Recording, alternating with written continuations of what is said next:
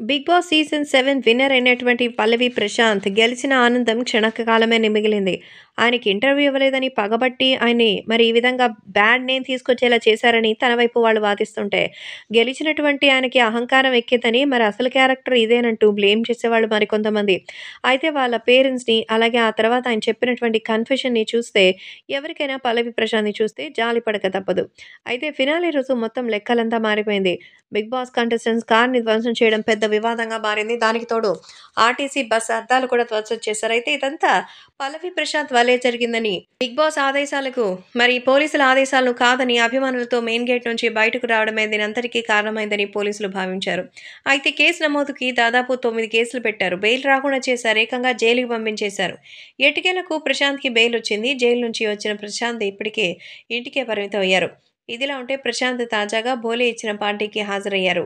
Big boss కంటెస్టెంట్స్‌కి ఆయన చిన్న get together పార్టీని నిర్వహించారు. ఇందులో శివాజీ, ప్రశాంత్ కూడా హాజరయ్యారు. వీరితో పాటు మరికొందరు కంటెస్టెంట్స్ కూడా ఉన్నారు. అయితే ప్రశాంత్ మాత్రం ఇకపై మీడియా ముందు రాదలుచుకోలేదట. మీడియాకి, పబ్లిక్‌కి దూరంగా ఉండాలనుకుంటున్నారు. పూర్తిగా వ్యక్తిగతమైన లైఫ్‌కే ప్రయారిటీ ఇవ్వాలనుకుంటున్నారు.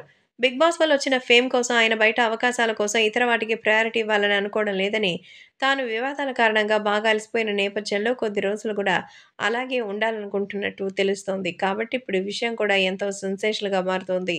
అలాగే ఈ నేపథ్యంలో కొద్ది రోజులు అన్నిటికి దూరంగా ఉండాలని మీడియాకి తన అభిమానులను కలిసేందుకు కూడా ఆయన మొగ్గు చూపడం లేదు. ఫ్యాన్స్‌ని కలిస్తే కార్యక్రమాలను కూడా రద్దు చేసుకున్నారట.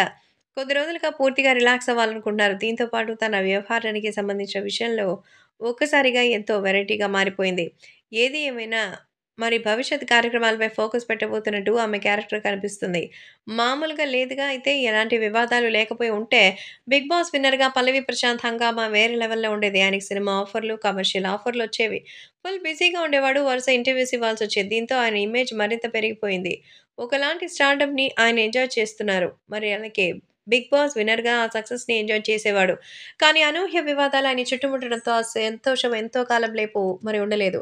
తాజాగా ఇప్పుడు ఆయనకి మరింతగా ఇబ్బందులు ఎదురుకావడంతో అందరూ కూడా ఎంతగానో షాక్ అవుతున్నారు. అందుకే ప్రస్తుతం ఆయన మళ్ళీ నార్మల్ కావడానికి ప్రయత్నిస్తున్నట్టుగా అయితే తెలుస్తోంది. కాబట్టి ఇప్పుడు ఎంతో చక్కగా ఆయనకి సంబంధించిన విషయాలు మాత్రం ఎంతో వైరల్ అవుతోంది.